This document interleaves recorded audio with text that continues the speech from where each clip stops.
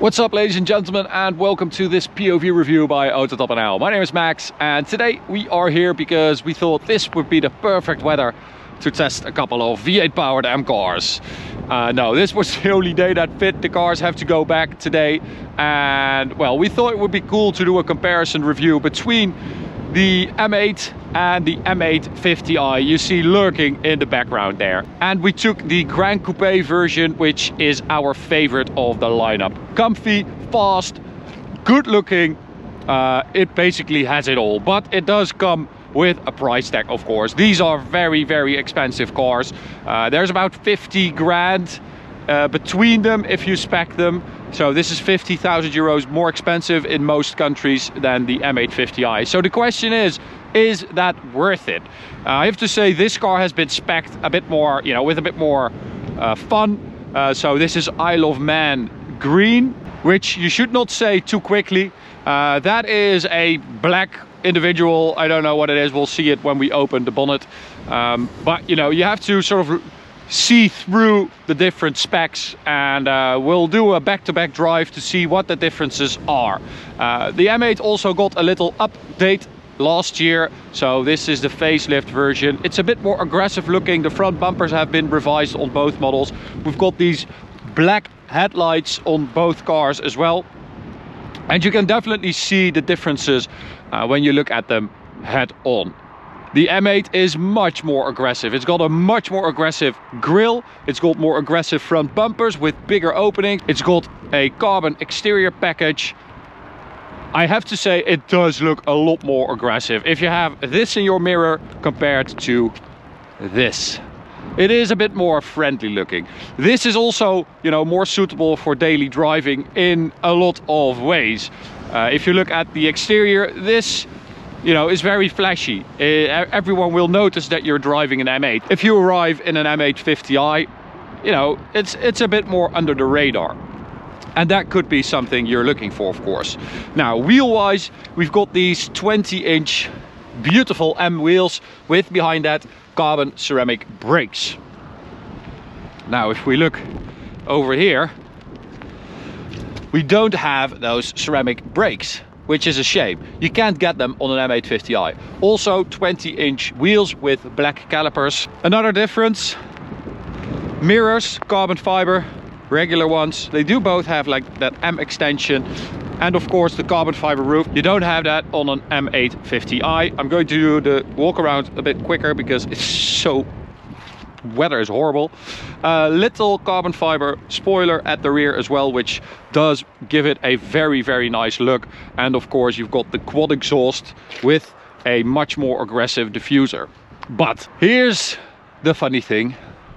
Even though that this is the top dog, this sounds much better, honestly. It's not even close, to be honest. So you don't have the quad exhaust, you just have those two big tailpipes incorporated in the bumper, and then inside you've got two pipes as well. But this is a much better sound. It's deeper, V8, rumble, burble. It sounds like a muscle car. Just take a listen.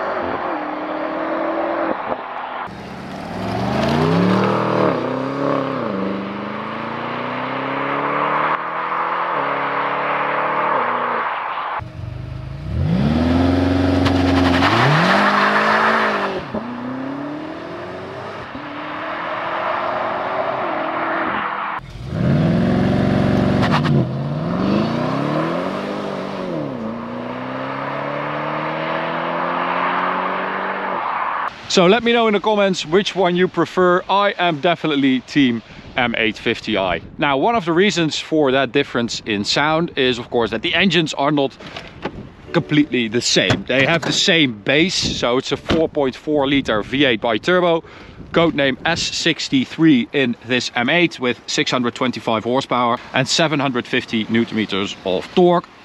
I mean, it is an amazing power plant. It shines at almost everything. It actually says N63 there. That is the wrong cheap cover They should have written S63 on there.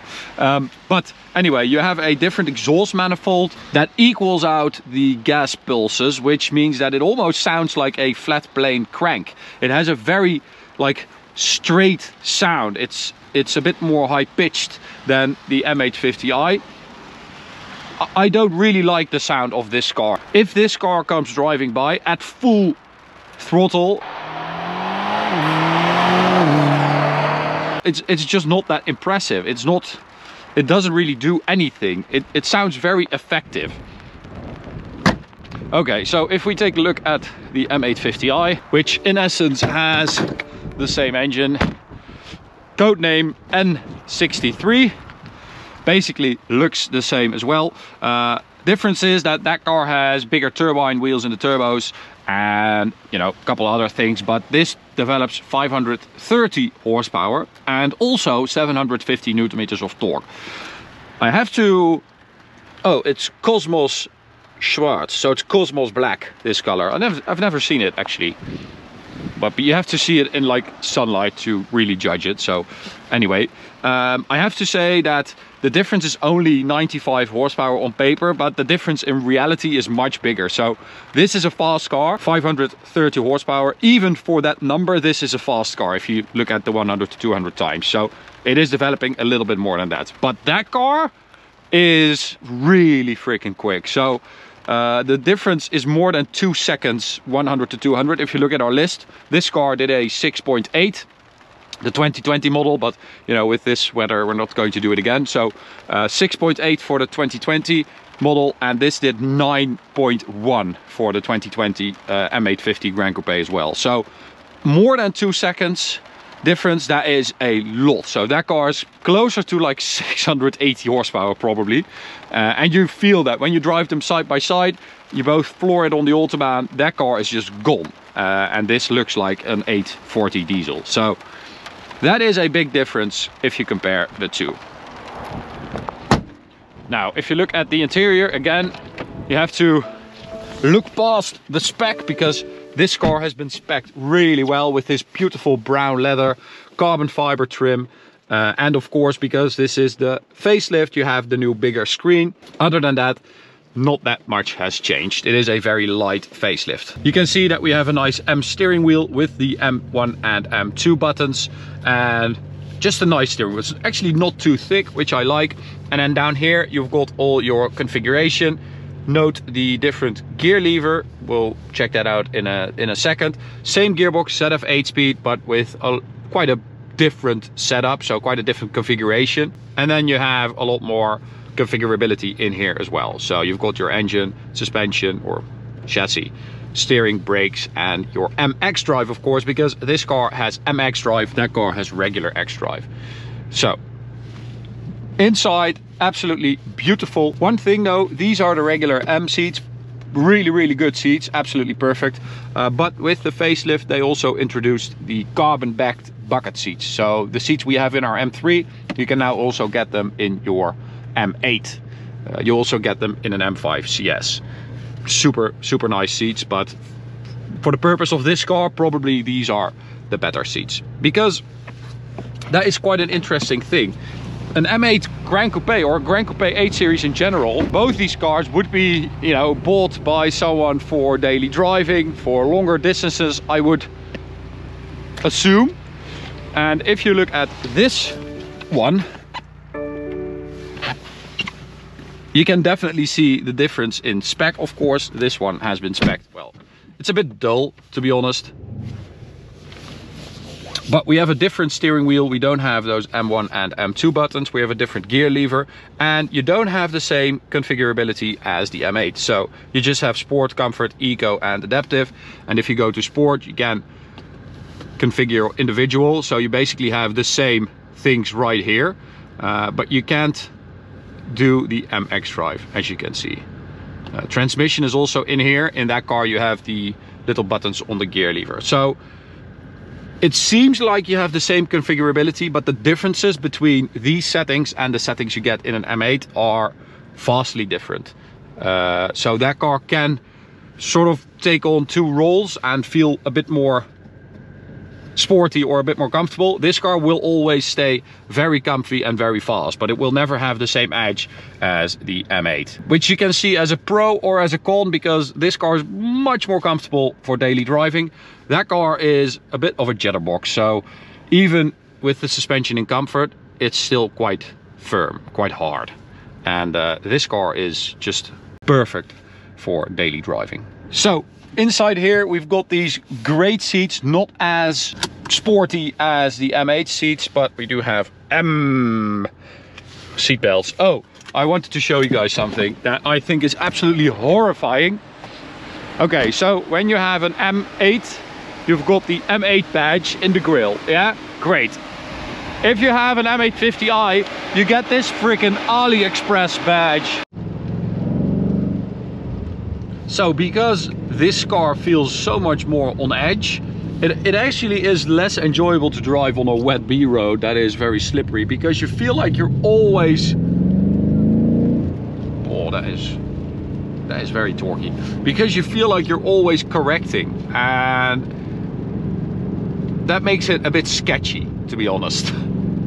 Less so in the M850. Okay, here we go, onto the Autobahn, full throttle.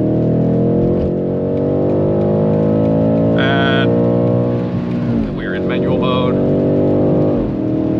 This is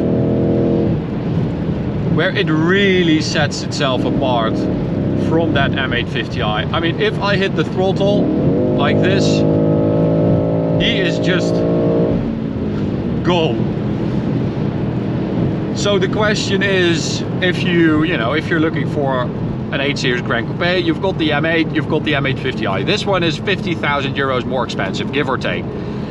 What do you do? What do you do if this is like one of your daily cars?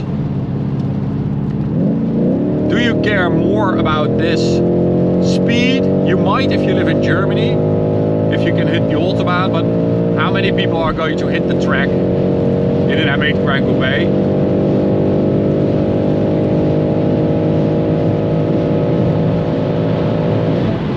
I think that's fast enough for these conditions. Yes, it's sketchy on a wet B road, but that's kind of the charm of it as well, because you do have that four-wheel drive, you do have that MX drive, so on the Autobahn, regular use, you can actually use that four-wheel drive system to get some traction. You can also turn it off. You have two-wheel drive in absolute hooligan, and in the dry this thing grips like a maniac, of course, so you also have to consider that. But it really sets itself apart through those looks as well. It looks so much more aggressive. You have such an aggressive car in general, and I think the difference on paper might not be that big, not big enough to justify the price difference, maybe, but when you drive them back to back, they do feel like different cars. I just wished they could have made this sound as good as that M850i, which we're going to drive right now on the Autobahn. So, Sport Plus and Sport for the gearbox. Immediately it feels so different. It's amazing. I mean, you should really drive them back to back if you get the chance. I also think, like, oh, there he goes. This is a fast car, but this is how you know that that is really, really fast. I do feel like these cars are really close together, like in a lot of things, but then when you get in it, you drive away, immediately it feels different. Immediately you feel like, the throttle, the suspension, the gearbox, everything is so much more awake in that car, and this feels, like a cruiser all of a sudden. While if you would have driven just this car, it's amazing. It handles really well, and you feel like this is a really good combination between comfort and sporty driving, but it's no match for that M8, I'll tell you. Also, top speed, of course, that car is limited at 300. This car will only do 250. There we go, that is the limiter.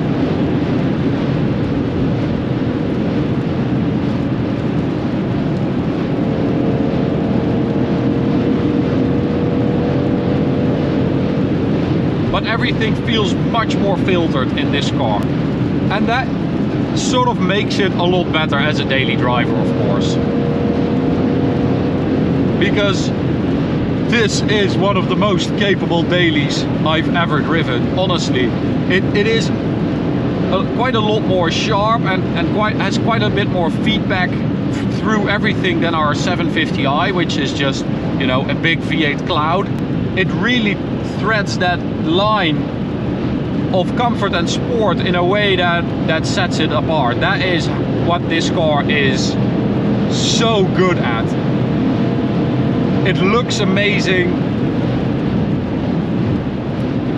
This is one of my favorite dailies ever, and in that respect it definitely is the better car. In the respect of, you know, which car would you like to drive every day on every kind of surface, parking it, everything, this is the better car.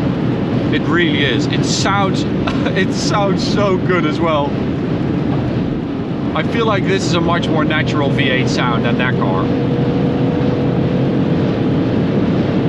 And you don't even notice that you're continuously running up to that limiter. Yeah, wow, what a car. I mean, both are amazing, and I really love the fact that they are separated by so much, and that makes them both really special. They both serve their own purpose, and they are really, really good at that. So that's the border. Fun is over. Hope you enjoyed this video. So if you like that, make sure you subscribe by hitting the big button in the middle for more content like this. You can also check out this video on the right or this playlist on the left. See you at the next one. Bye.